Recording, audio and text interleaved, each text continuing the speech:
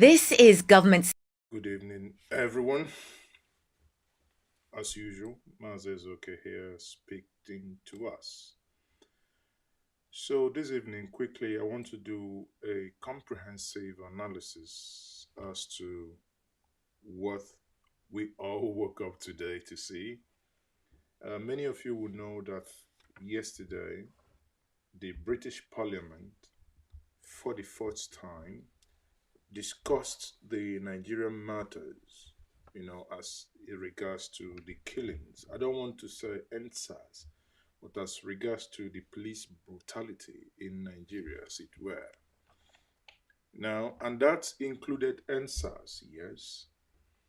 And I understand that many people have actually said, Maz, um, why is there no so much emphasis on Obibo?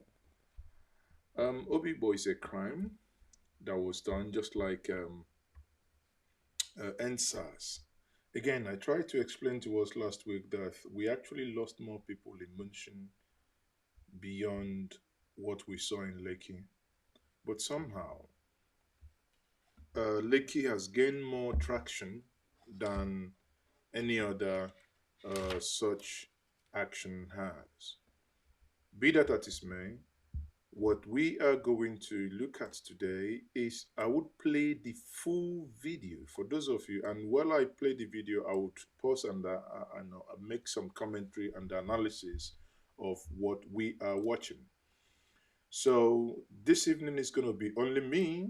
No one is going to join me because we need this.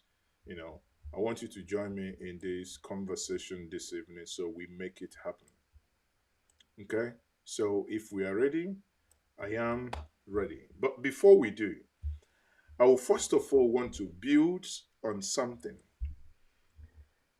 The Obibo massacre. I want to actually, or the Obibo killing, as however we want to say that. Call it Obibo, call it Oyibo. It doesn't means nothing. It means is no difference. It's a matter of semantics. Some said um, they no longer they are no longer Igbo. That if you call it Obibo, it's colonization. Let's not get into that debate today, but I promise us I will dig more into the renaming of some certain areas and the politics behind that and why some of these things happen. So just bear with me. As days go by, I would get to a point where I will get speakers to speak on them because it's something that is very critical. But having said that, there is um, one thing that is very clear here, and I must say, everyone, all lives lost in Oyibo, I say, may their souls rest in peace. Amen. According to my good brother Meku Mambarasi, he said with names, he issued a statement from our nature saying that about 50 people were confirmed dead. Okay, 50. About 90 to 100 were with gunshot wounds. So that is on that matter. Now, coming back to the subject matter today, it is still about the denial of the government saying that nothing, no live ammunitions were used in Lekki. And you think I'm joking that the government is actually now threatening CNN to say, even they wrote a letter today. I don't know if many of you have seen that letter. I mean, I got a copy of that letter, and it's laughable that our government could still be doing something like this as if they are in the 21st century. So for those of you who haven't seen Lai Mohammed deny point blank that nothing like this happened, let's watch him do that now. We insist that the military did not shoot at protesters at Lekki toll gate. They fired blank ammunition in the air.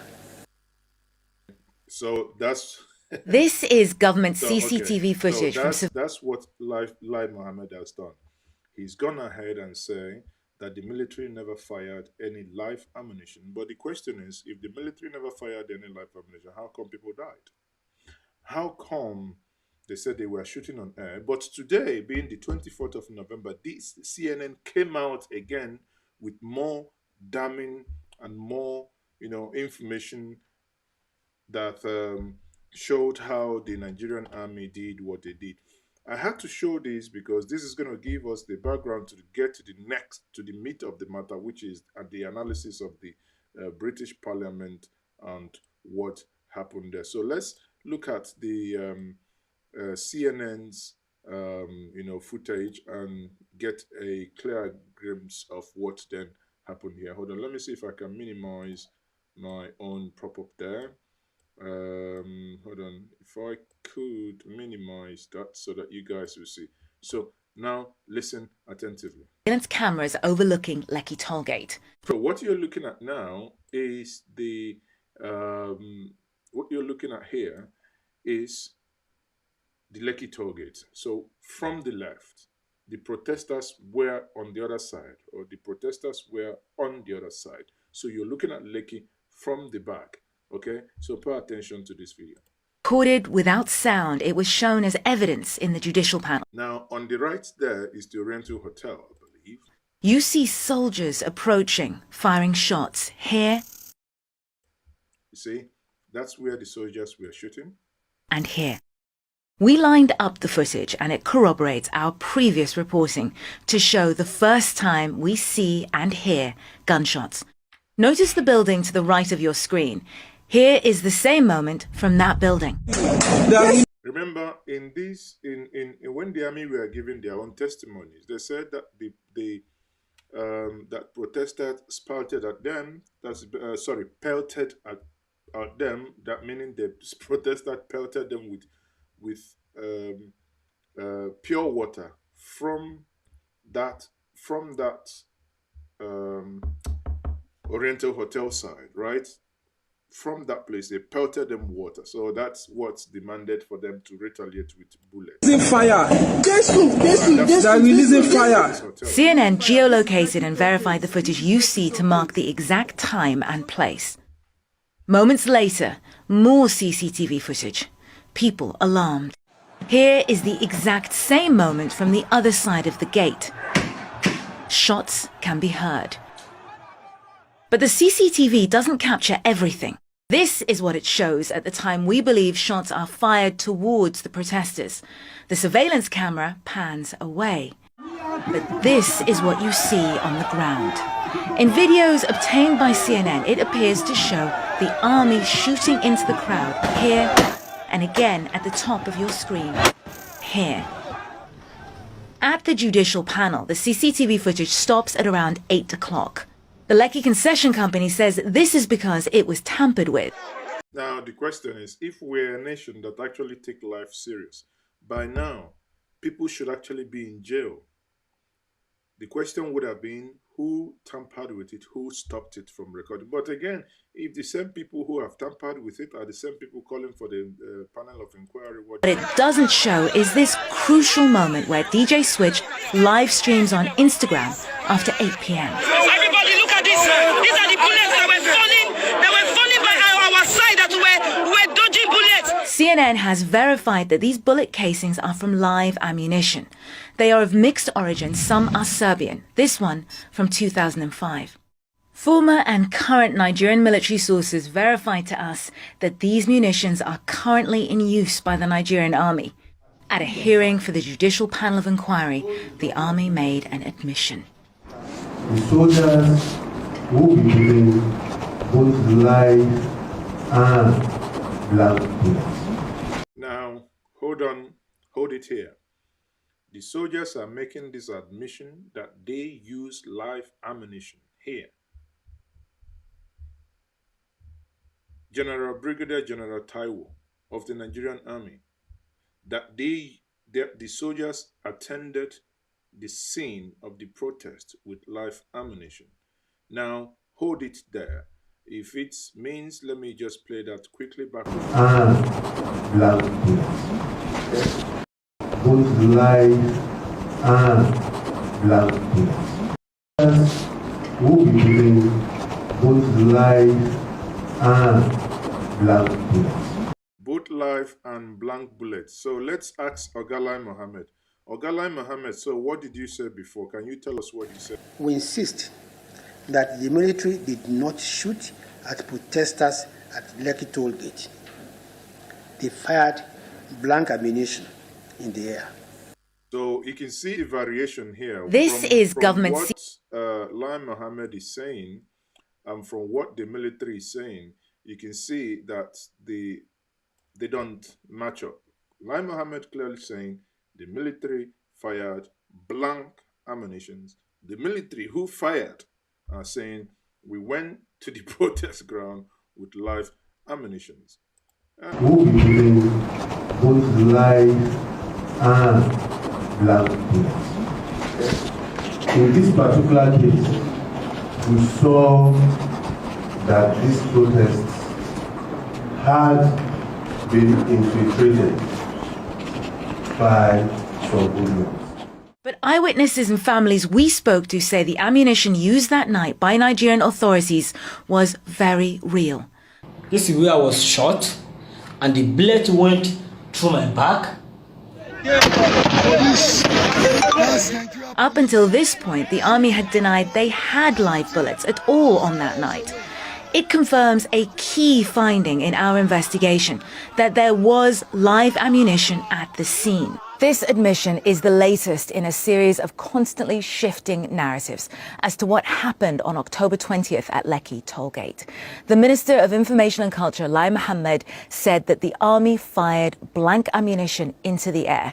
He also dismissed CNN's investigation as fake news and misinformation. So now, for yourself, let's understand who deals with fake news now and who deals with whatever he's dealing with. Now, in the aftermath of our reporting, both the United States and the United Kingdom are calling on Nigeria to ensure that its investigation is free and fair. You see? So now CNN is finally finished this and saying, okay, even the US government, when Joe Biden comes in, the game is going to change, because Joe Biden and Hillary Clinton has already said, you remember when the Lekki shooting happened, they were the first to actually tweet it and said, this is unacceptable. Those behind it will be held accountable.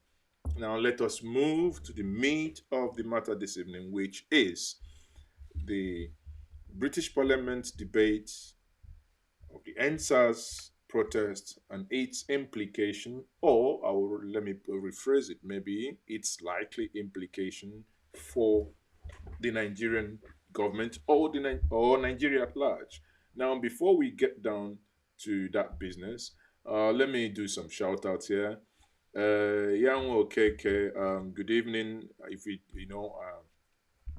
would be nice to know who is watching. I'm not a spirit to see who is watching and where you are watching me from. So if you could make use of the comment section, let's make it more interactive and more engaging. So to know where you are watching me from and who is watching. So let me quickly go to the Parliament, and we're going to watch this from the Parliament.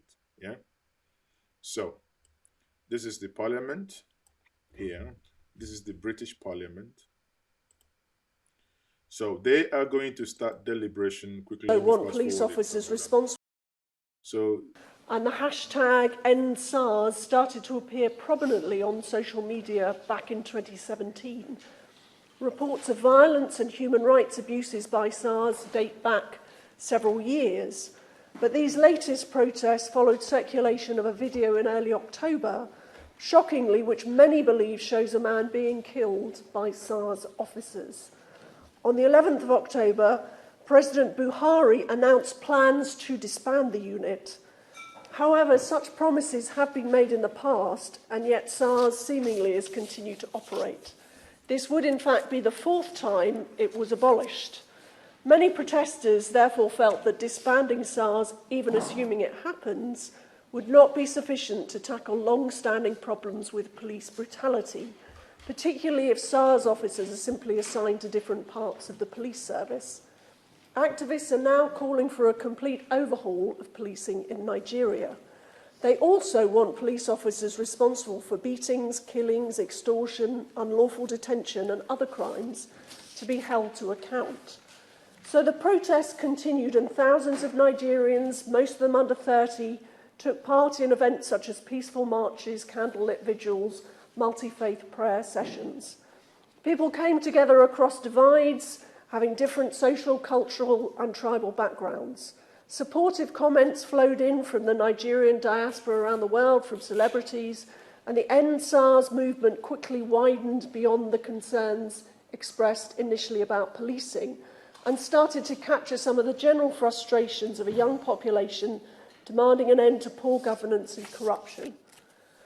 But I'm afraid the situation became far more grave on 20th October when the Nigerian army and police opened fire on a peaceful demonstration at the Lekki toll gate in suburban Lagos. What happened is disputed, but Amnesty International have tracked events through photos and video footage posted by protesters. They show army trucks approaching the protesters from both sides of the toll gate, blocking them in, shooting with... See, what she is now saying is, well, is very, very consistent with the previous reports we watched from CNN. Okay, it's very, very... Now, let's, I read where Nigerians are saying it's... I do not for one second expect that the British government will give sanction to Nigeria. I mean, that's, that's pee-pee. It's not going to happen. And that wasn't actually what was requested as well. So, but the request is very clear. There ought to be targeted sanctions. Okay, so targeted sanctions. 5 rounds started almost immediately with no warning given. A local musician, Obianuju Catherine Ude, was streaming the events live on Instagram as it happened. And later she said, there was a guy that was running and he fell and we looked at him. He was shot in the back. Several people are now looking for missing loved ones, including Elisha Sunday Ibanga. An eyewitness told CNN that Elisha's brother Victor was shot in the head during the protest and his body was taken away. The US broadcaster report that they have seen a geolocated photo of Victor Ibanga lying in a pool of blood and wrapped in the white and green Nigerian flag, one of the same flags held by protesters earlier in the evening as they sang their national anthem. Similarly and equally tragically, Peace Okon is someone who hasn't seen her younger brother Wisdom since he went to the demonstration on the night of the shootings. She said, I've gone to hospitals, I've gone to police stations, I've gone everywhere, I can't find him.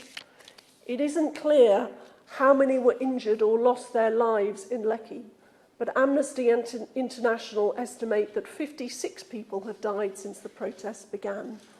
And they've documented many instances where excessive and disproportionate force has been used to try to control or stop protests. The shootings at the Lekki toll gate have sent shock through many in Nigeria. For many, it seemed like the last straw. The government there has promised judicial panels of inquiry to investigate what happened, but there is widespread scepticism about whether these processes will be effective in holding to account those responsible for the bloodshed and the human rights abuses which have occurred. And that concern is, I believe, felt by many constituents here in the UK, especially those with heritage or family links to Nigeria. That's where I want to stop you from talking. Now, you see where I made a post sometime. I said, not many of us, not those of us, not us in Nigeria that would actually power this conversation. Our brothers and our sisters who are in the diaspora, who are in safe places, are the ones that we are looking up to sustain this revolution, because that's what it is. Because here, many of us, as I'm speaking, as I'm just making this conversation now, I don't know what's going to happen next. Someone might actually knock at my door, and I open the door. It might be DSS, but who cares? I mean, don't die twice anyway. So, what am I saying? In essence, here, she raised a very critical point that, once that petition went live, so many people signed that petition. People, because I got the template, so people were calling their MPs, do whatever you can, just do something, just do something. And the MPs don't like it when they say, oh, this debate is going to come on, please make sure I represent, I live here, I pay my taxes here, can you make sure that my voice is also heard? I mean, it's not like in Nigeria where they do not care about you, and all they care probably is the money that they get every month. Let's continue to hear what she said. About human rights abuses against Christians, charities such as Christian Solidarity Worldwide and Open Doors have documented a worrying increase in attacks on Christian communities in Nigeria by terrorist groups over recent years, and their plight must never be forgotten. Fourthly and finally, I would ask ministers to step up engagement with the Nigerian diaspora in the United Kingdom. Exactly. There are many British Nigerians who want to deploy their knowledge and their understanding of the country to help shape the UK's response to unfolding events in Nigeria. Worried about the situation and distressed about the Lekki tollgate tragedy and other loss of life, they're brimming with enthusiasm to help, to make a difference, and to be involved in building a better future for Nigeria. In this regard, I particularly want to thank my constituent, Lara Ayodeji Akindeji, for contacting me to share her concerns. And you see, the critical thing here, Njenje, obviously Yoruba. Why this? And it might get me to a point where, because I want us to get something. This ENDSars made wave because it was not ethnicized. Igbos, Yorubas, Hausas, Fulanis, Ibibios, Efik, everybody was outraged. I had a conference last week on Saturday where I got Professor Imafidon, one of those that made this debate to actually happen. One of the most brilliant minds you have in Nigeria, a multiple award winner, or Guinness World Record winner. And you can see he's from Benin. You had, sadly, Aisha couldn't join us, Sheikh Husani couldn't join us, but Deji Adeyanju, who is from Kogi State, Sheikh Husani from Kaduna State, Aisha Yusufu from Edo State, but married, I think, in Kaduna. So you see, it's a cross array of people, myself from the Southeast, right? When people were talking about this, it does not, ethnicity played no role. If this was a ethnicized, because it happened in Lagos, if it was a case of, it was the Yorubas, they killed Yorubas, wallahi, nothing would have happened. It wouldn't have gone, every other person would have, So that's why, my people, now to you, that's why when we talk about Obibo, for me, till tomorrow, individuals, human beings that have the same blood like myself died in Obibo.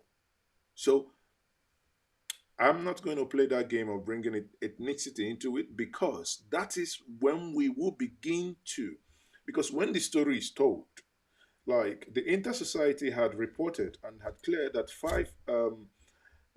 the names of those they have reported died in Obibo. When you go through the names, any Nigerian would understand, you will see the story. The story of those who died will be told in the names, and that's what matters. But when you start up initial, trying to make it something of a sectional balance, then you have lost it. And the moment you lose it, it's not going to gain that traction. But look at it, how many thousand people that actually, signed this protest. Her support and briefing for this debate has been invaluable. So my final request would be to ask the Minister to meet me and a group of constituents to discuss these matters further. Mr. Gray, Nigeria is a country with so much going for it. A young and hugely talented population, massive natural resources, and a rapidly developing economy. If the ENDSars protesters secured the reform and the improved governance they're demanding, Nigeria could become a formidable economic powerhouse. And the diaspora community here can be a vital bridge linking our two countries in a brighter future of increased trade and prosperity in the years to come. Thank you.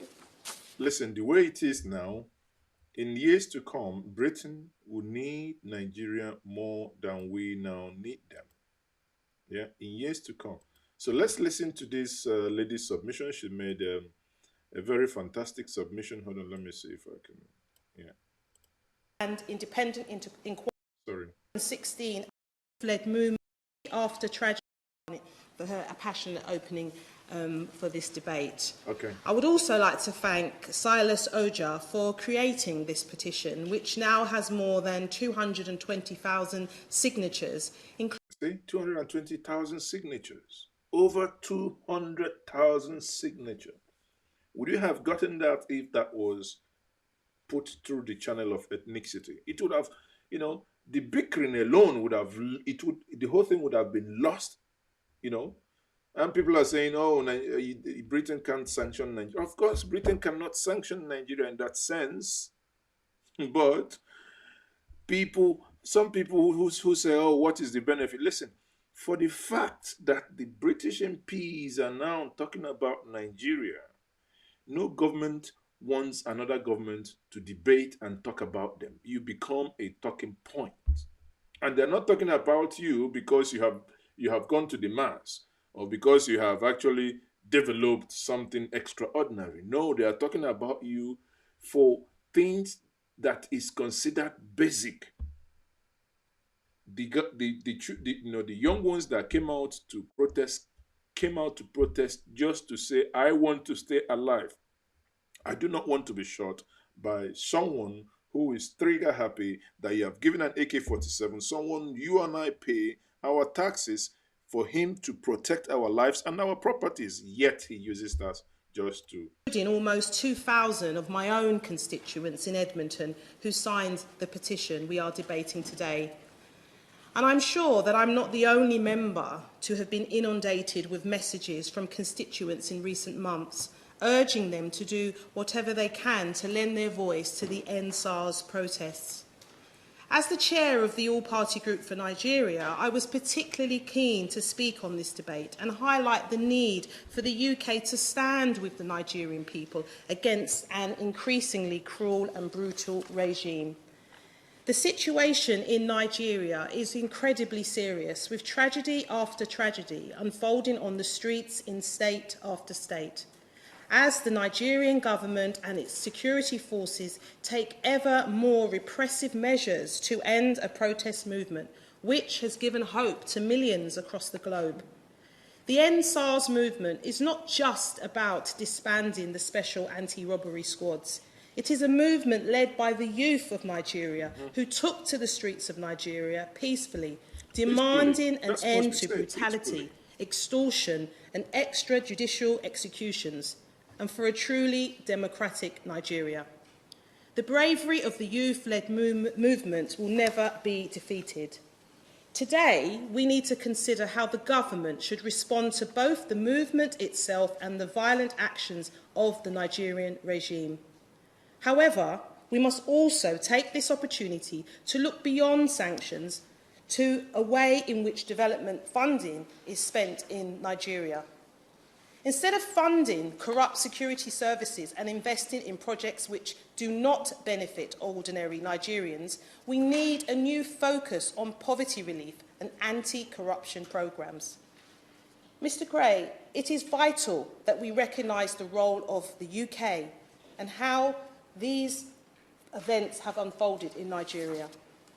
Despite previously stating the opposite, the government has now admitted to funding SARS units for the last 4 years.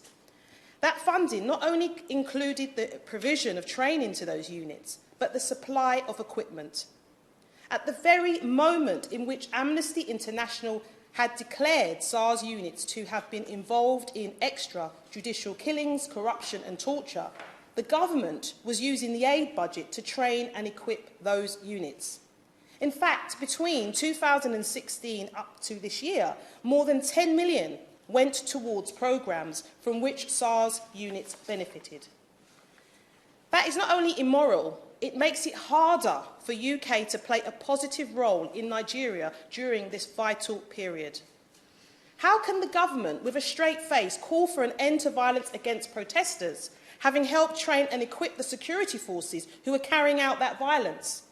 So today, I hope the Minister will publicly apologise for the decision to fund SARS units and pledge a full and... Well, you see, the thing is, I think here the UK government actually funded SARS because of the, to fight crime, not necessarily that it was a bad thing. In hindsight, I mean, the intention was here in order for people, anti-kidnapping and robbery squad, for people not to be kidnapped, for, you have an elite team, people who are well-trained, who have the necessary equipment, but sadly, it appeared it was a unit of rogues, and that's what, eventually killed it. Because it's time for a new Nigeria. And I thank you. Don't do that. Thank you, Mr. Gray, for calling me to speak. And I must say it's a pleasure to follow my honourable friend, the Honourable Lady for Edmonton, who speaks quite rightly with great passion about one of the great countries in this world that is sadly being racked by violence, and violence against young people. Now, I would argue that the greatest book in the English language, and I know there may be some debate about this, but the greatest book in the English language is Things Fall Apart by Chinua Achebe, the great Nigerian writer. And the beauty of that book is the way it explains the challenge of changing generations to live together, and the way it speaks about values falling away and community being eroded by outside pressure. What we're seeing in Nigeria today is part of that story. It's a tragedy that we are watching. It's a tragedy that we are all witnessing, because as we see things falling apart, the pressure this time is not foreign Korea with half the sentence.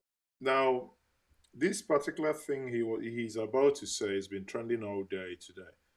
It's been madly trending. He's about to accuse Gowon that when Gowon left, that, literally speaking, he moved to Nigeria with half of the money from CBN. I mean, not that he packed the money, but, basically saying that he looted. And they knew it. The British, they knew it. But again, the arguments, which I do not have the historical documents to either to say if what he's saying is correct or wrong. I do not know. But it appeared, many people have argued this afternoon, remember that Gowon left Nigeria after a coup d'etat. Therefore, he couldn't have made away with monies. And others are saying, well, before the coup d'etat, it could have been that he obviously helped himself. So we do not know, but it's interesting. Some are saying, no, he's ill-informed. He got his facts wrong. It's neither here nor there, but, it is expected. I will be surprised that at the end of today, that Gowon has not issued a press statement in order to debunk whatever so he it is said. And moved to London. We know that today, even now, in this great city of ours, there are, sadly, some people who have taken from the Nigerian people and hidden their ill-gotten gains here.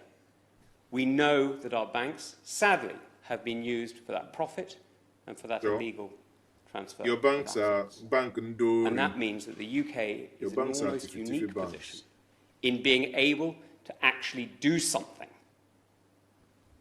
to really exert pressure on those who have robbed the Nigerian people. Wow. Now, this puts a particular onus on the Minister, and I know my right honourable friend knows it, that using Magnitsky sanctions today isn't just about protecting Nigeria, although it is. It's not just about respecting Nigerian young people who have been robbed and murdered by these SARS units. It's actually about protecting the United Kingdom, Because what happens in Nigeria matters fundamentally to us here. This is the third country of the Commonwealth. This is a country of 200 million people. It is going to be the great economic powerhouse of Africa and one of the great economic powerhouses of the world.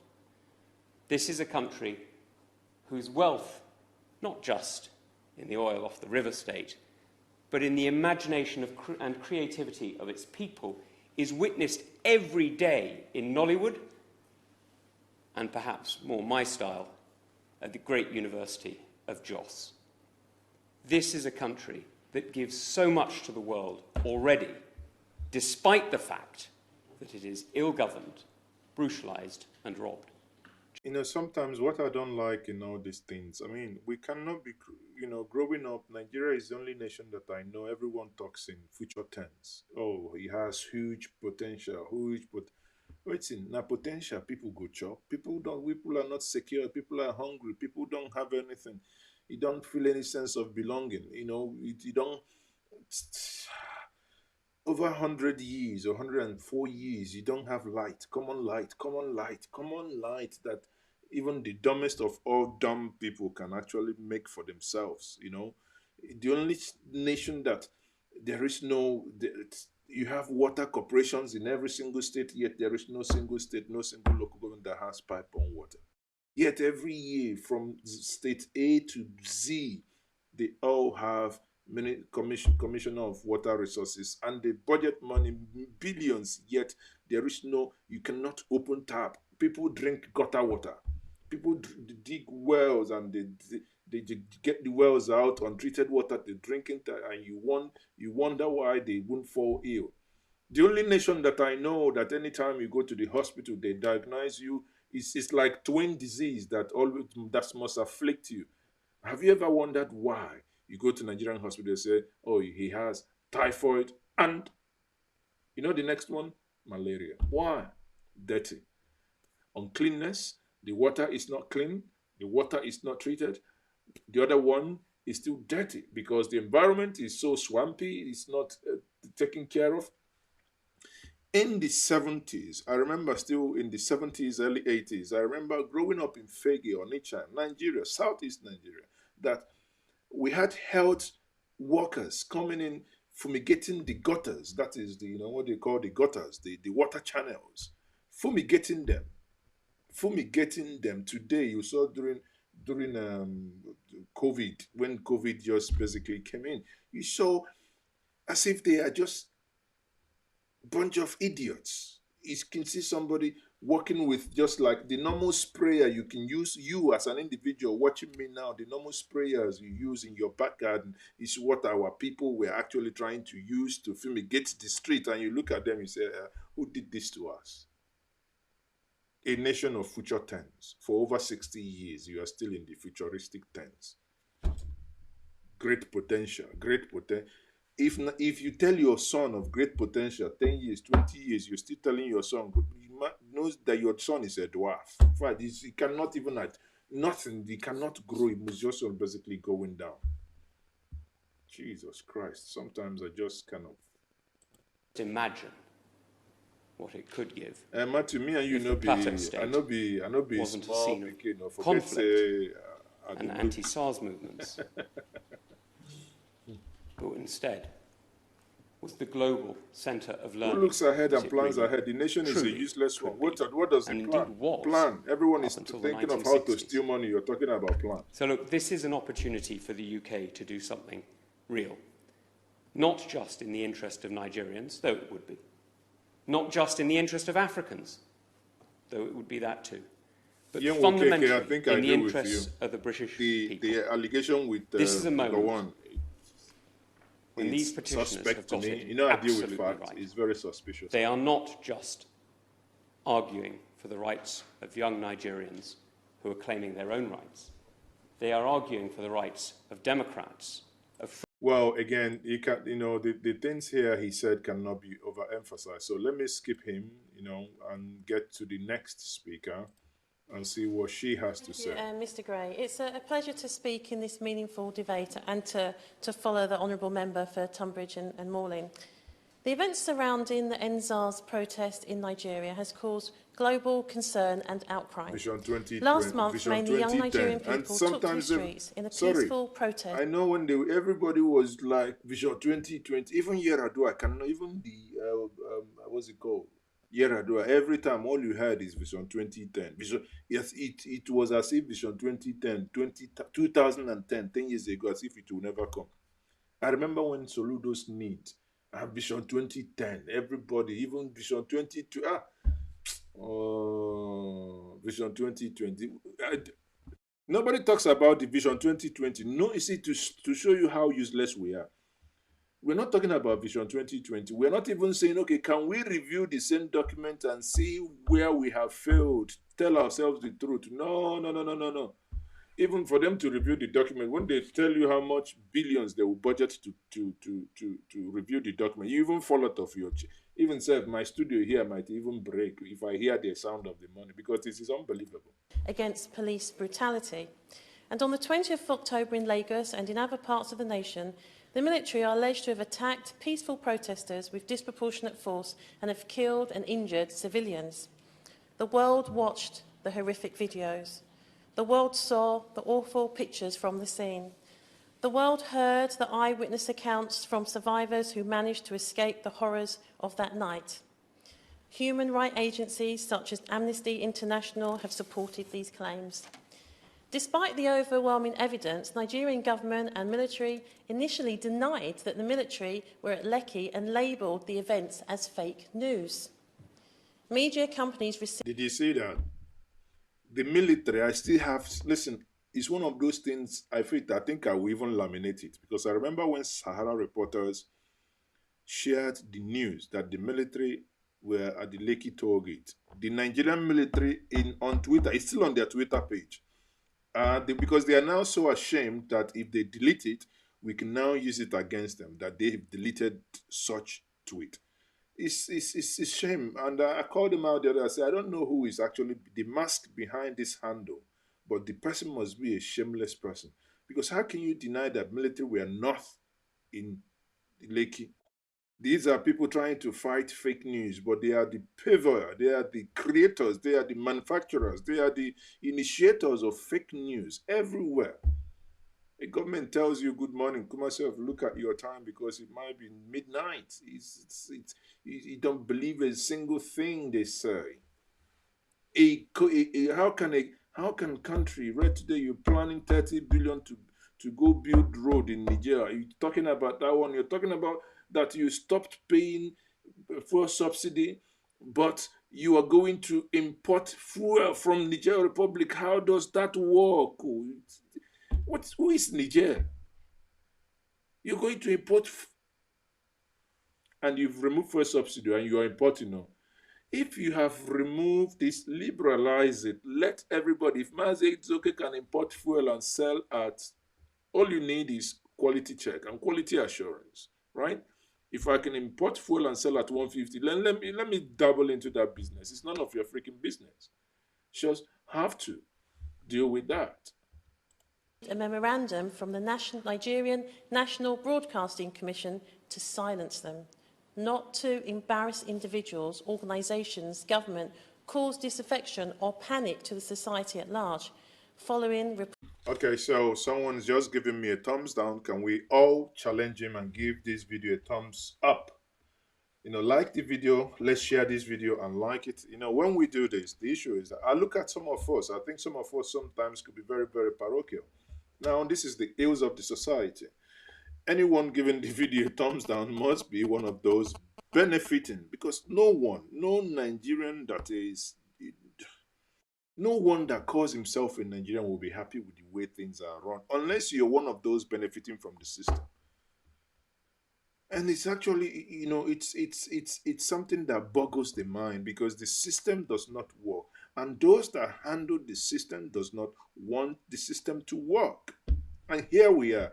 Thank you very much, everyone. You see, whoever that comes where we are debating and, basically looking at how we're going to make sense out of the senselessness that is happening here.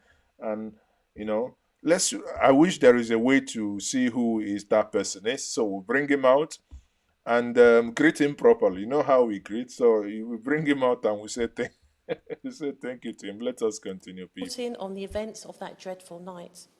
Consequently, some media houses who did report on the events were fined. The bank accounts of some organisers involved in the protests have been frozen by the Central Nigerian Bank pending investigations. Some organisers involved in the protests have been arrested or harassed by the authorities. These actions equate to the preventing and indeed stopping free speech and the right to peaceful protest by the state, and this is unacceptable. Peaceful protests are vital to the functioning democracy and are a fundamental human right. These rights should be upheld and respected. She said it all. Peaceful, the right to peaceful protest. And that's why I don't understand, because suddenly the president comes out and says everyone has a right to protest.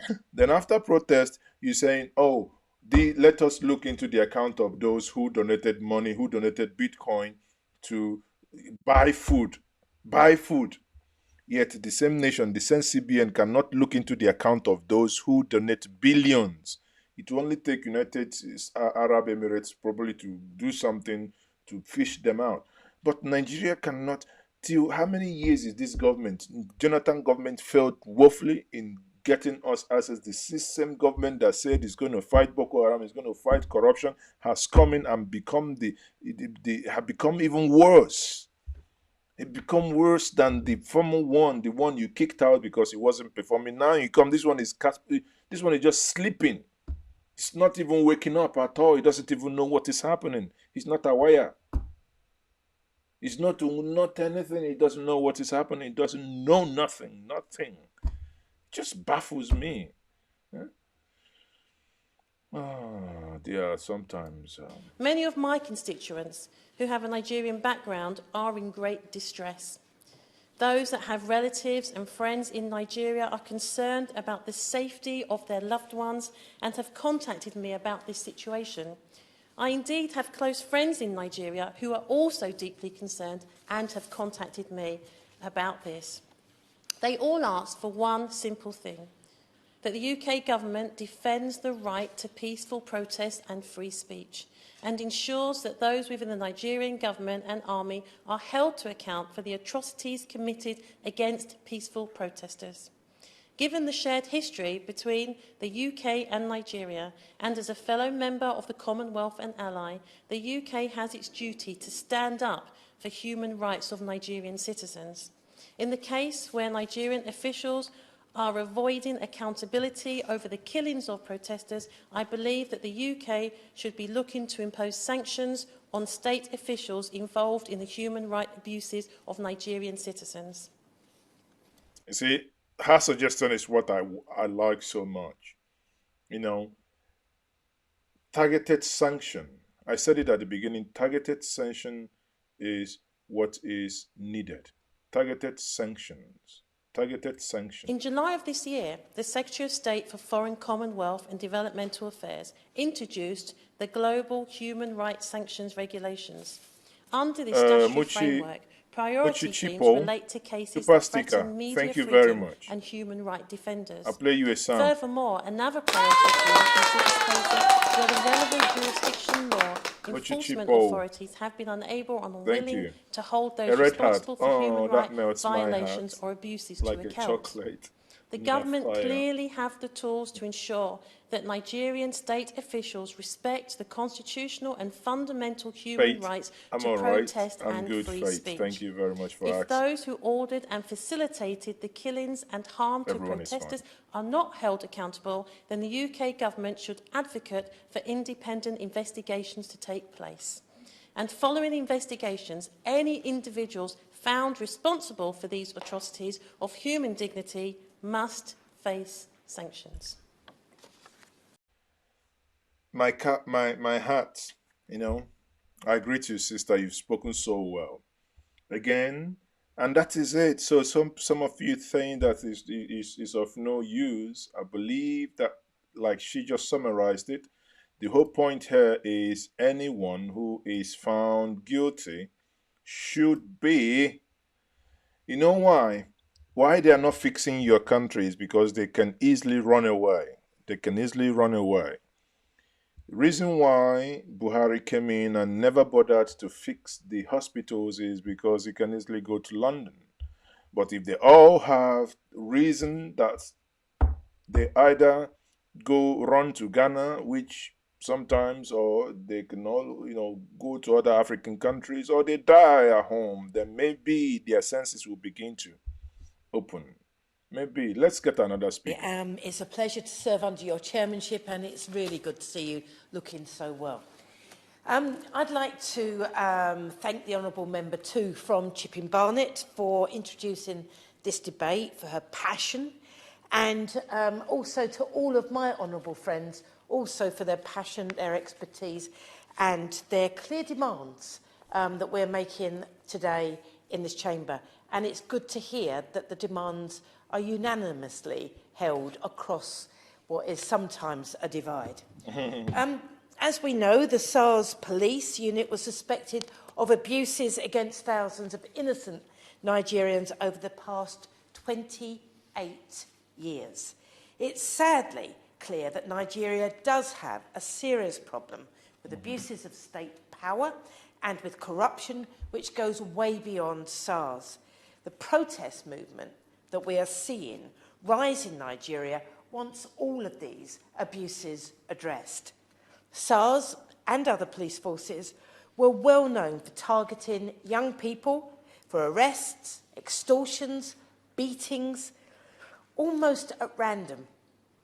I'm told if you're young, if you have the wrong hairstyle, or clothes, or if you're driving a car and playing music, you could be targeted.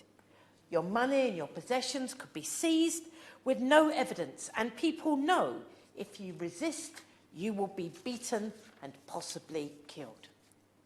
SARS created an environment of fear and injustice, and until the protest, there was no real sign that those in power were listening. Could do anything, exactly. There were no real process. Let me speed this up.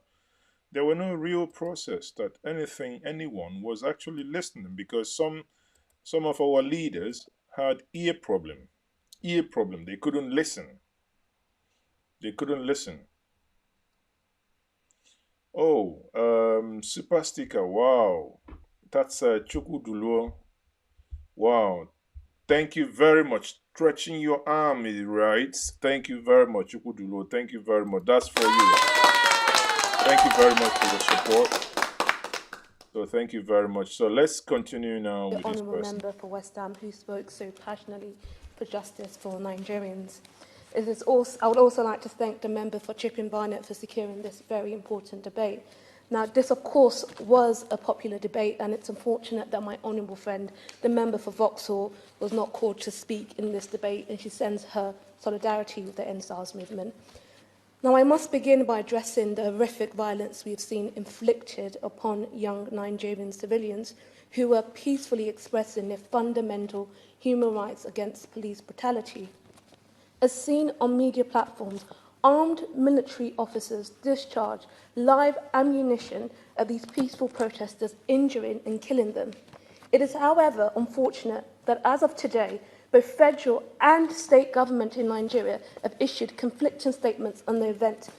Now, let me tell us, I don't know if any of you have picked something so far. All these people speaking are Nigerian-born, when I say Nigerian-born, from Nigerian parents. And they are members of parliament in the United Kingdom, Nigerian-born people. You have Igbos, you have Yorubas, the people who are progressive. I have never seen certain people there because, obviously, let me not get into that. But you can see people who think straight, people who are progressive. They are powering. Their parents obviously probably didn't have the opportunities, but here they are saying, this is our heritage. This is where our parents came from. We want to also visit this place to feel safe. Tell me if any of them visits Nigeria. SARS could actually shoot them just by speaking, you know. That's what they would say. Because they probably don't understand what you're saying, and you become a target, huh? If not even kidnapped. But when you look at this, it gladdens me. And one other thing is, I appreciate that. It appears somehow I like actually women to be more empowered, sadly, but that's my preference.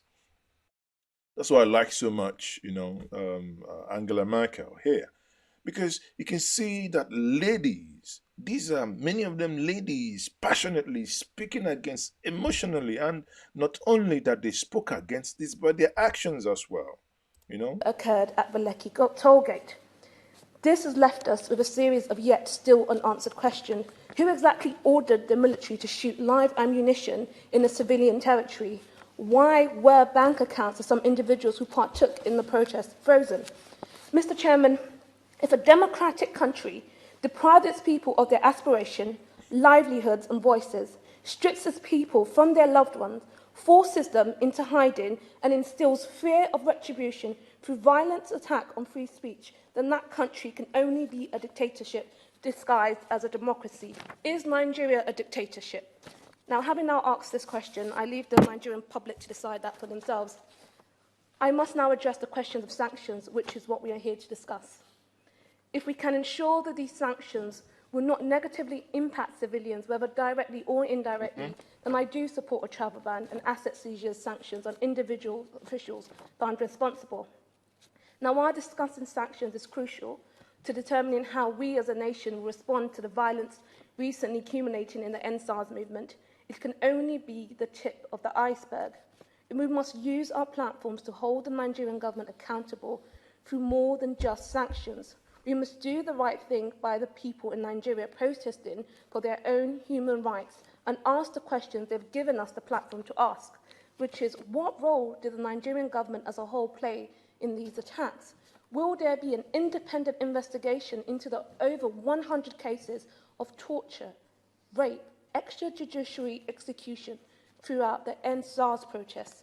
The reason the world knows about the violent attacks on Nigerian protesters is because civilians on the Lekki tollgate massacre bravely risked their own lives to post these videos on social media. Only a few Nigerian news outlets even reported these stories, and they were all subsequently fined before the Nigerian government denied the attack's existence and began silencing reporters.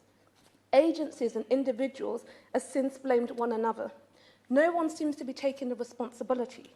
Nigerian civilians risk everything to give themselves a voice, and that they use to expose the atrocities inflicted upon them. And today, 4,000 miles away, the Nigerian government is strangling that voice with a proposed social media censorship bill. We must demand transparency of what is happening to civilians and amplify that news using our platform. We must continue to seek clarity on what happened on October the 20th, when power was cut from the Lekki tollgate and SARS police forces began spraying protesters, gathering there with bullets. Now, I'm sure that many of us have seen the footage of peaceful protesters linked armed in arms, singing the Nigerian anthem as they were indiscriminately gunned down. Now is the time to hold officials to account for their crimes against humanity that they have embarked on. So I call for an impartial human investigation into these human rights violence and to begin a process to secure justice for victims and their family. As we try to make sense of the incidents, we must ask uncomfortable questions of ourselves. Please go ahead. I'm referring to the fact that British officials trained SARS police squad from 2016 up until this year, 2020, and they also trained the Nigerian army. Now, I have to ask, what did this training actually entail? See? Can you ask this same question in Nigeria? But here, very brilliant young girl, young lady, is asking these questions, not perturbed. Prevented escalation of this kind. Now, standing here as a proud British Nigerian, I implore the Minister and... You see, in the parliament, Nigeria, she is standing there in the parliament calling herself a proud British Nigerian. reverse the role. Remember, there was a time Ben Murray Bruce was not allowed to run for elections. The court in Nigeria said that because he had dual citizenship. Could anybody actually stand in Nigerian parliament and call himself a proud Nigerian British heritage without being shouted down? You know, somehow within our inner circles, within our inner minds, there are, I don't know, it appears that every Nigerian is somehow jealous. But look at her comfortably saying that she is a proud this, that. It's something that, you know, we need to really think about. Across the House to pursue answers to these questions and do what it can to facilitate Nigerians' fight for freedom. Thank you. Fight for freedom. Thank you very much. Funny thing is, like I keep saying again, all of them ladies. 4,469 people have signed this petition that we are here to debate today. This is the highest amount of petitioners across the constituency seats. I have been contacted individually by dozens of people who want to see action to ensure that human rights are upheld in Nigeria. One constituent wrote to me to say recently that she watched a documentary on how Nigerian military opened fire on unharmed children who were happily and peacefully demonstrating and carrying Nigerian flags. Many were killed mercilessly. She said she cried and said to me, many this people could cried. have been anyone. I cried. My constituents are right in demanding we see long-term action. A statement of condemnation, like my colleagues have mentioned just now, is not enough. As a country which subscribes to international human rights law, we must be quicker to act to support those who are having their rights infringed upon them around the world. Accountability is the cornerstone of democracy, and I was pleased to see the Minister of Africa write to me to confirm that the UK government will continue to work with the Nigerian government and international and civil society partners in support of police reform. However, it is clear that suitable methods of accountability have not been implemented. It was just yesterday that the Nigerian military admitted that soldiers fired live bullets at ENDSars protesters on October the 20th. However, they only had this admission on Saturday. There is still no confirmation about the number of young protesters. Okay, so for those of us who are just joining us, what we are discussing is the British Parliament debate on ENDSars and its implication for Nigeria. So for many of you enjoying the conversation this evening, so like I said, what I'm going to be doing is to pause. Sometimes when I think there are some critical and there are some important information to pass out, is to pause and make my own contribution and analysis. Hereby, if you like the conversation so far this evening, please can you give this video a like? Just a like, that's all. And I will say thank you for those of you who have used the super chats, and the super chat on this channel is on. You just give it a like. What it does is that it triggers the YouTube algorithm in order to let others know that you like this. Maybe they might also like to watch. Oh, saying that, someone, Andrew Olajide, wow, Andrew Olajide, that's a very fantastic one. Thank you very much for that, Andrew Olajide. See, that's what I'm saying. Now, that's the unique thing about this channel. We discuss things that affect us all. An injustice to one is an injustice to all, right? So whether you are Igbo, Yoruba, Hausa, Kenuri, whatever, blah, blah, blah, you know, sometimes that's why when we accuse ourselves of saying, oh, when we make that mistake, I don't want to get into that, but I need to mention it. When we make that mistake and say, oh, the North, and I say, you haven't been to the North. Because when we think that they enjoy, then you pity them. Because when you see people, oh, I cannot, I'm just saying that now, something just enters my head. I was once in a market in Bauchi, in meat market, people, I just wanted to buy meat and I couldn't buy because, see the way, you won't see any meat. You see, normally you see meat, they are red, you know, when they cut them in the south, you see them there. But here, the meat is just, you know, the meat seller will just do like this. All the flies will, that's the level that we have. So now what we want to, and that's what the government wanted to do, is to divide you and I to fight each other. That's nonsense. They wanted us, that the Igbos were the ones who ransacked Oba Palace, that Igbos were the ones who probably went to Oriental hotels. But thank God that some of us quickly understood what they wanted to do, came out, stopped the government. They are not happy that some of us did that, but who cares? Because the life of each and every one of us matters. That's why we must fight for each other.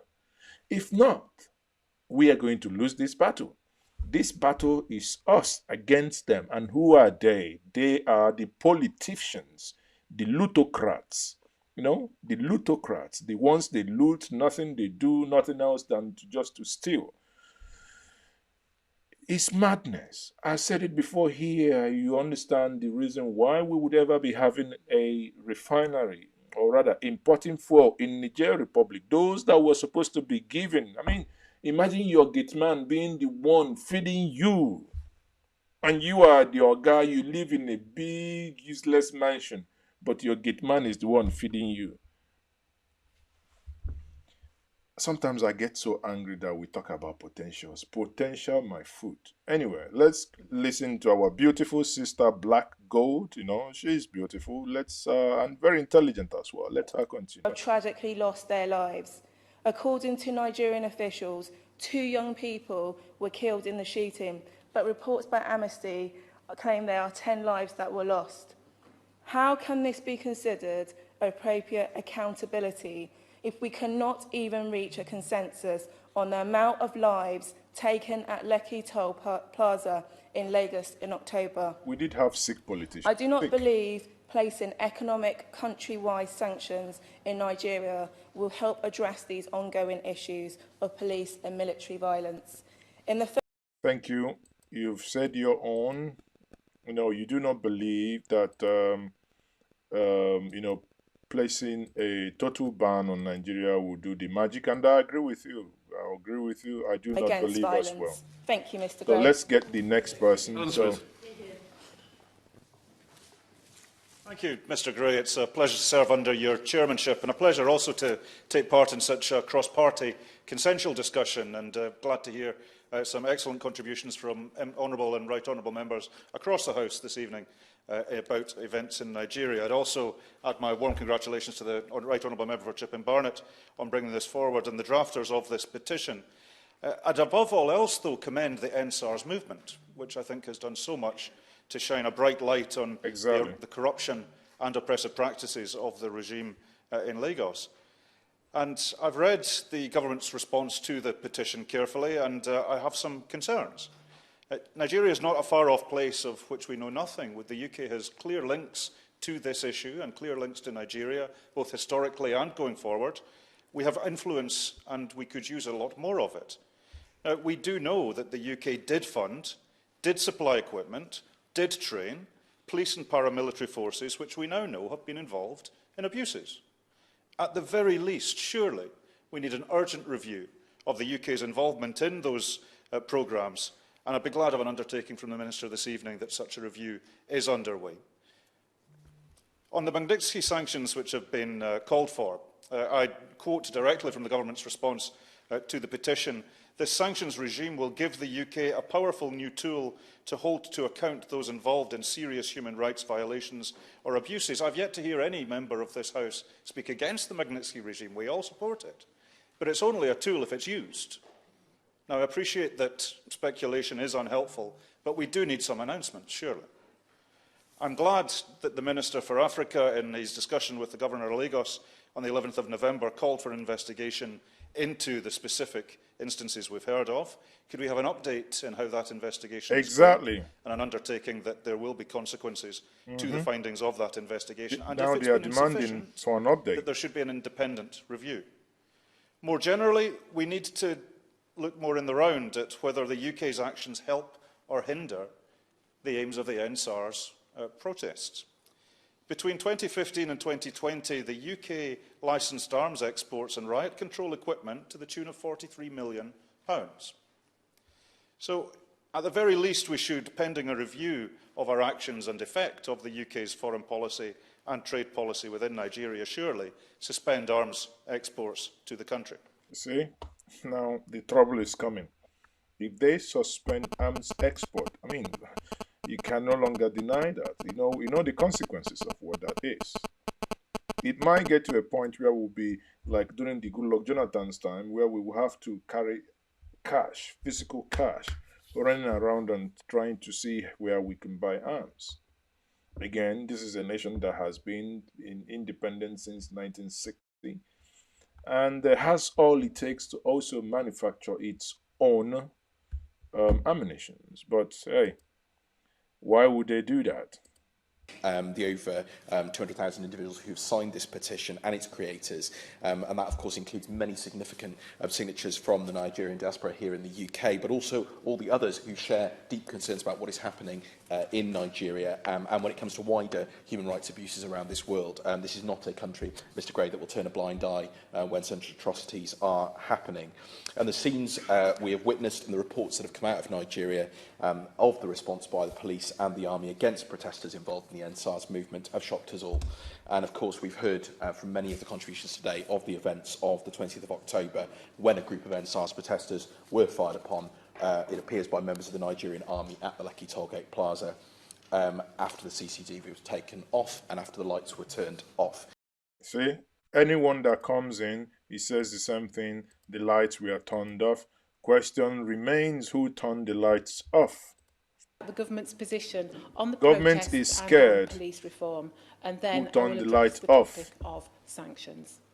I would like to assure the House that the government is following developments in Nigeria since the protests very closely. We are deeply concerned by violence during the protests, which tragically claimed lives. And I'm sure honourable members here today will join me in passing on our condolences to the families of those affected. The UK supports the right to peaceful protest. We condemn violence by any party and in doing so make an important distinction between the rioting and looting that took place and the original peaceful protest movement. We have raised the protests and the response to them at the highest levels within the Nigerian government. The Foreign Secretary issued a statement on the 21st of October calling for an end to the violence. He called for the Nigerian government to urgently investigate reports of brutality by its security forces and to hold those responsible to account. The Minister for Africa spoke to Foreign Minister Onyema on the 23rd of October to reiterate his tweets that recognised the Nigerian people's democratic and peaceful calls for reform and encouraged the Nigerian authorities to restore peace and to address concerns over brutality towards civilians. The British High Commissioner in Abuja continues to raise the protests with senior representatives of the Nigerian government, including our concerns about intimidation of civil society groups and peaceful activists. We welcome President Buhari's decision to disband the Federal Special Anti-Robbery Squad, the police unit at the centre of recent protests. It's important that historic reports of police brutality and violence during recent protests are investigated fully. We also welcome the emerging dialogue between state governors and young people.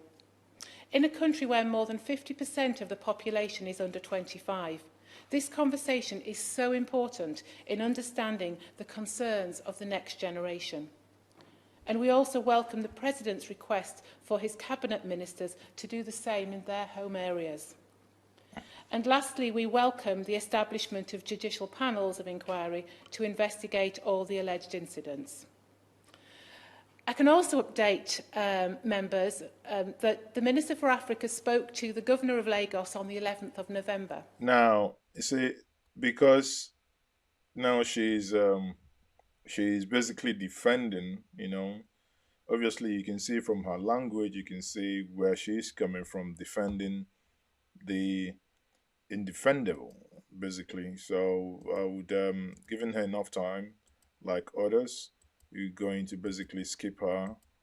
And we will now come to this fine soul as well. Let's quickly look at her final submission, then we'll get to the next person. Illegal detentions and the use of excessive force, and to hold ENDSars those indeed, responsible to ENDSars account. now. We will closely monitor the judicial panel of inquiries and continue to advocate for investigations into police brutality. The Government will consider its options as the panel's work progresses. The Government would also continue to work with the Nigerian Government and international and civil society partners to improve the accountability and transparency of the Nigerian police for the benefit of all Nigerians. Benefit of all Nigerians. Like others, I believe this has been an excellent debate with well-informed contributions, with real insight, both from backbench and front bench. And I would take this last minute or two just to really urge the Minister and the rest of the team at the Foreign Office to use all diplomatic means they have available to get the message to the authorities in Nigeria that they need to listen to what the protests are asking for, and that I do hope that whilst the Minister for all sorts of I think I will pause and it's here. been my privilege to take part in that process. I would pause here, and now I would take questions. Actually, I would take questions so that we quickly move on here. These are my takes here. And, I'm just now going to take some question and read some comments, and we can understand. Someone is here saying that they cannot sanction Nigeria. Of course, I said it at the beginning. No one is expecting them to sanction Nigeria, but what the request here is very clear. Is a targeted sanction. Targeted sanction means that you have been identified to be the commander that led this operation. Then you're going to be included on a visa ban list.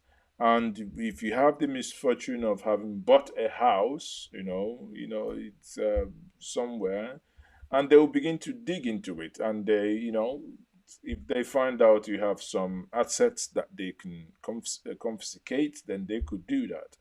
That is not necessarily going to be a whole nation. So it has nothing to do with the Nigeria as well. Actually, it is, and that's what I believe in, the sanction to those individuals who are being targeted. Sanctions to Nigerian. Sorry. Timilade Alamudun. Timilade is not, I don't think it's to government officials. No, not all government officials were involved, but I think targeted to those people who,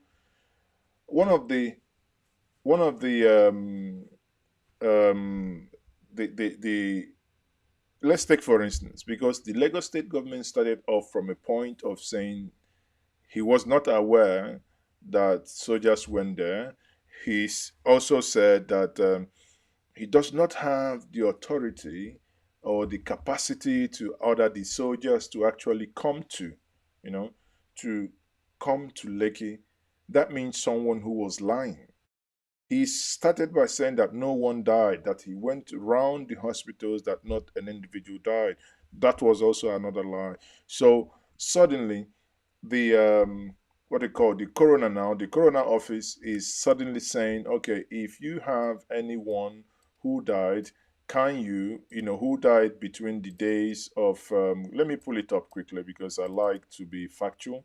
And if I pull it up quickly, I'll see if I can read it out. So if you have anyone that died within a certain period of time, you could just come and claim and identify the individual. Then the question that I would then ask is very simple. Let me see if I can share the screen quickly. Yeah, and this is on the screen here. So you can see this is from the coroner office, and it clearly says it there. Lagos State Government public announcement, coroner's call for identification of missing persons, right? And the first sentence there says, let me see quickly if I can zoom it a little bit. Yeah. Okay. Hold on quickly.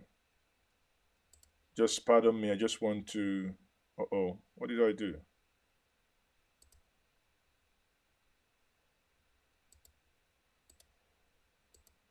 Okay, I'll try that again. So, but you probably could understand what I now mean. It's that simple. Hold on, but I try this once more. This is what I wanted to share. Exactly. So if I'm looking at this, people, right? If I'm looking at this, and I'm saying this is what the coroner here. The coroner is saying this is to notify the general public that the chief coroner of Lagos State, Honorable Justice M.A. Dada Mrs. Pursuant to Section 15 Coroner System Law of Lagos State 2015, pathology team would want all of those who have lost loved ones between this date, look at it here, between 19th to 27th. So when was the Lekki shooting? On the 20th. When did the small violence? I think that was Orile bus stop. I'm sorry, Orile police station. I think was bombed. I think that was on the 19th. So you can begin to make sense that yes, the governor of Lagos State is denying that no one died. Eventually, they agreed that 2 people died, but you cannot be calling for people to claim bodies or identify bodies. Where did these bodies come from? And these are bodies that were lost between this, within the time of this protest, and especially on the 20th. I can tell us for free of charge here that the reason why they actually included 19th is that if they had said from the 20th, because it was obvious that these bodies were dumped from the 20th night, but they didn't, obviously. Maybe one person died who wasn't identified, so they just want to give that length of time to swear those that they think they can get. But many of us who understand what is happening here would not ever fake what they are saying, because obviously that is not correct. And in this case, you can clearly see that. Honestly, in this case, you can clearly see that, because that is not the issue. The issue here remains very simple, that the people were not, or rather the people were lied to. So if the British are going to do anything, then let them, ensure that targeted sanctions. And when they talk about targeted sanctions, if they are scared of doing it on institutions, they've railed out millions of pounds they were giving in training for ENDSars. It's going to hurt the system. After all, the Nigerian and the police doesn't have money, but it's going to hurt them more if they stop the same amount of money they've been giving them to train their the forces, that is the ENDSars people. And here you are, in the midst of everything happening, our Lai Mohammed will say no live bullet was used. Lai Mohammed will... We insist that the military did not shoot at protesters at Lekki toll gate. They fired blank ammunition in the air. See, the military... This is government CCTV footage from surveillance cameras. The government did not use any live ammunition. They fired blank ammunitions in the air. By this implication, the Nigerians at Lekki that you can see here, they were all flying. They were all flying. They went for witchcraft meeting. On their way back, they were all flying. So when they were flying on the top, the military bullet hit them and they fell and they died. That's what they are trying to tell us, that the people at Lekki were all witchcraft who were returning from their meeting, and they were flying. When army was shooting on air, again, even with blank bullet or whatever, they called them and they all hit. They all got hit there. Man, sometimes this nation self could just tire you to the point of just don't. Anyway, let's see how it goes, because one thing we have to do, all of us, to ensure that this doesn't go down or go down the drain is, especially our brothers and our sisters who are in the diaspora is that we must lend our voice. You have done excellently well because those protests done around the globe made sure that this stayed in the front burner. You can still do more. You can still do more because let's watch the MPs and see what they are doing. If you're not happy with what they are doing, you can still go back to your MPs and demand you need an update. Because at the end of the day, it's only applying pressure that you can use in getting somewhere. Apply pressure, you know. We can do it collectively as a people, and that's what matters, all of us. It doesn't matter where you come from. If we have a court now, it's the same blood that's going to come out. No one is going to be, this ethnicity blood or the other ethnicity blood. That's, collectively we can fight for a better future, a better humanity. Yeah? A better future and a better humanity. So let me take questions. Please, Mazi, who is the commander-in-chief of... I don't know what you want to know about that. Are you not a Nigerian? The commander-in-chief is the one who commanded the army. Is that what you're trying to say? That the president, who is the commander-in-chief, is the one who gave the order? So we'll see. At the end of the day, we will see how that's going to happen. Yeah. So Chooks Broke said, them say cultists them body. I believe you mean that the cultists are the dead bodies that were deposited there. That's, for me, it's... So how come cultists kill themselves only from the 19th? I mean, I think they can do something better. They can, let them try again. Let them try again. Okay, so the Kenry Bay says Minister of Information who should be no. I think after Professor Dora Akunyelu, we haven't had really a very good Minister of Information. Dora Akunyelu was only one woman who stood up when it mattered most. She was the woman. I miss her. She was an Amazon. She stood up and said, fellow Nigerians, I am the Minister of Information, but I had no information to give you. She earned my respect because that's somebody being candid. She had no information. You had a dead president in the person of Yaradua who was flown in at night in the international airport. The light was switched off. And the president that was already dead was smuggled in, and it was playing in our own eyes.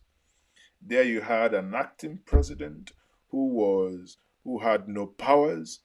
You had Doha president, and they put him somewhere saying, like, he had a president in a country, and he had an acting president, and he couldn't see the real president. We have really taken a lot of madness in the country. When you want to play back and you think, a lot of things have really happened in Nigeria that should get all of us worried. But here we are. Nigerians are very strong people. I remember, I think about 2003 or 4, Nigerians were voted the most happiest people on earth because, as Fela says, we suffering and smiling, we keep straight face, we struggle. That's why Nigerians do well when they go abroad. I remember one time someone about to do an essay and they was telling me, they said we should do an essay on living through hardship. I said, go to sleep. As long as you were born in Nigeria, you were born in recession. You actually were conceived and born in recession. So you go to sleep. If you don't know what to write the next day, just write about what we call in Igbo, I don't know the English equivalent, Okwani. Okwani means when we used to walk barefooted, the sandy soil will be so hot that you will be looking for the next muddy water to go cool your foot on them. Just give them a graphic description of how, because that is the definition of poverty. I went to primary school in a time that we had to go to school with our wooden chairs to school, and you have to come back again at home, to your home with the wooden chair, because if you dare ever leave it in school, you come back next day, people would have used it in cooking. And that was the time you had sawdust. You know what it, oh man, poverty no be here. That was the time we had sawdust, you know. Jesus Christ. People were cooking with sawdust. You go to, what's it called? Bosisi, the timber shade, you know, the timber shade, you know, the sawdust they use in poultry today, where they use them for the floors for the chicken, you know, chicken when they pull it so that it doesn't stick to the ground. But we actually were using it to cook. Oh, someone Yahweh says it's stomach heat. Okay, see, people who went to school, people who are real but I think that Yahweh, okay, is chatting from London. So these are people who are, she's a woman as well. That's the same people who were doing, you know, making us proud, bringing the names of, you know, of those killed in the British Parliament. It says it's stomach heat. So you see, can you imagine where someone tells you in abroad, oh, write an essay on heat, on poverty, and you write about stomach heat, wallahi, the person will be crying reading it. I remember many years ago as a student, we were discussing with a professor, and you couldn't believe that the professor didn't understand it. You know, we are trying to narrate that someone was reversing and the car fell into a gutter. You know, trying to translate that in German. You know, the man was looking at it. When you say he fell into a gutter, he was imagining, like, you know, a big loch. What the Germans would say, oh. Sorry, because I'm laughing because that was so funny. So it took, you know, not understanding the language properly then, but, you know, because if it was someone from Africa, he would have understood it, that you could actually finish building, do a channel and leave it open. Everywhere we are mad. We are from state A, from Abia to Zamfara, from A to Z. We are all mad. None is better. And they can't believe that Aba is being governed by someone with common sense, with PhD. Eh? So when you look at this thing, so we're trying to explain to the professor, saying that someone was driving and was reversing and he fell into a ditch, and he was like, so how come, what was the whole about? I mean, because he could not comprehend that you could fall into water reversing, you fall into a gutter. How does that happen? How do you have an open sewage? That's what it is, actually. Can you see that? Don't you know why the gutters in Nigeria are all black? Because these are things that are decaying. People, oh, Jesus Christ. Let us gonna be a story for another day. On this note, people, Yahweh says she made it up. Okay, now she got me there. Sandust and shredding. Exactly, sandust and, oh dear. Man, poverty no good. Oh. Poverty no good. Poverty no good. Sandust. You put a bottle in the middle. You pour the sandust. You go and climb it. So there are these things that you have. You know, there are these tinkers. They don't do it. They have them in sizes. You have the smaller one. The smaller one is for warming, because you don't need it to run for too long, because there is no way you can stop it. The sandust starts. Is it? You pour water in it. You don't pour so much water so that it doesn't soak. So you pour water to stop the heat. So the smaller one is when you want to just warm food. You use the smaller one. The big one is to cook proper. Oh, man. Anyway, let me not tell us stories this evening, people. But it's been a wonderful time. What I wanted to do is to explore and make commentary and run my own commentary on the British Parliament debate of the ENDSars. Now, my final conclusion here, people, I'm already rounding up. My final conclusion here is that this is going to have an effect for the fact that this was debated in the British House of Parliament. It's a welcome news. You know, many of us are used to quickies. When I say quickies, many of us are used to quick results, quick wins. These things they have consequences. It's now in the records. In 50 years' time, our grandchildren will now go back to the archives and read these things and study them in history books. History has been made. So that this on so date was debated. The same way we now go back and read about the things, the way they debated 1966, 67 during the Biafran War. Oh, what do we do? This. The same way when we read them, we read the proceedings, because these things are not only that we've just watched them, there is proceedings. It's been someone take note what every single person said, and these things have their proceedings. When in the future people read them and say, oh, okay, when this thing happened, this is what they did. That's why sometimes some of us that make video and talk about things, as content creators, it's not because you like talking about things, but it's a question. It's also, this is my face, this is what I believe in, this is what I've said. And these things I said are my convictions. That even when I'm no longer on this earth, even when I'm no longer, here, as long as maybe YouTube still exists, maybe who knows, maybe in the next 10, 20, 40, 50 years, that people could actually look back and say, this is what he stood for, this is the things he discussed. I mean, I'm not discussing about people getting married, getting 5 wives. I mean, that's their freaking private business. But if anything that has to do with us, anything that discomforts us, anything that, threatens our humanity, anything that really it's not right with the society, that's the things that bother me every single day. How can we get it right? Many of us have argued, okay, let's just break the whole nation. Again, it's a solution, but is it the right solution? I do not know. I don't believe it so, because when you break the whole nation, basically, you might actually be relocating the looters, the lootocrats. You might actually, the thieves in Abuja, you might actually be sending them home. You never know. The question is there any way we can actually get them? I don't want to say something now, because I know someone was saying that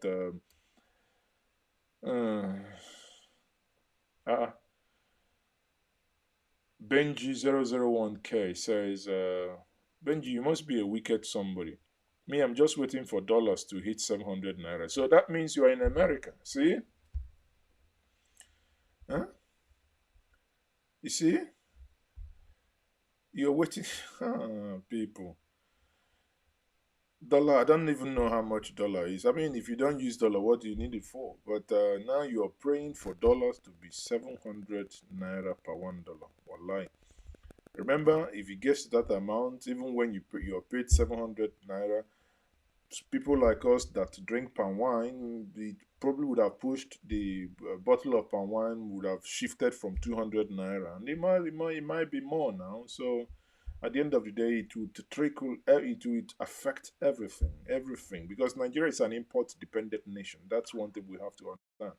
So the more it goes, the more it goes up, the more we are still hot. So it's sad, it's sad that at the end of the day, most times I just feel, so sad. Yeah? Anyway, people, thank you very much for joining me this evening. If you do not have further questions and anything that you might seek me to clarify, then I'll be saying, or if you want to make any contribution, I'll just probably open the line. If you want to make any contribution, you can do that. But if not, we should call it a day. And I know tomorrow is work. Many of you obviously will be going to work, like myself, but and many of us no longer going into the office because of COVID. So we now so this is the number to call. Can we make it a little bit bolder? Back office, yes, okay, back office, thank you for making the number a little bit bolder. So this number to call if you so wish, if you want to make your own contribution. But at the end of the day, what we have to know is that things are not necessarily going on well in the country, and everything is just kaput. Henry Barr says, we can deal with looters if the country is broken up. It's even closer to us. Well, if you can't deal with your own thief now, how can you deal with him when he's not home? I think let's not be a people that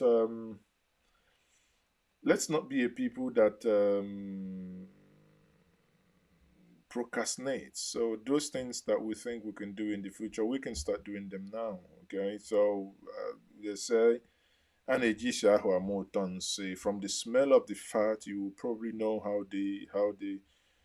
the poo would taste. So we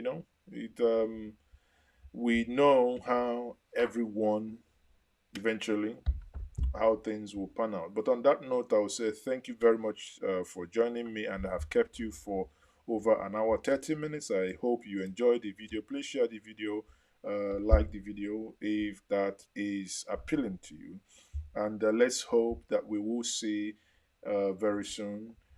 And on Friday I will have hopefully Dr. Apoki. Dr. Apoki. Dr. Apoki is a very eloquent speaker.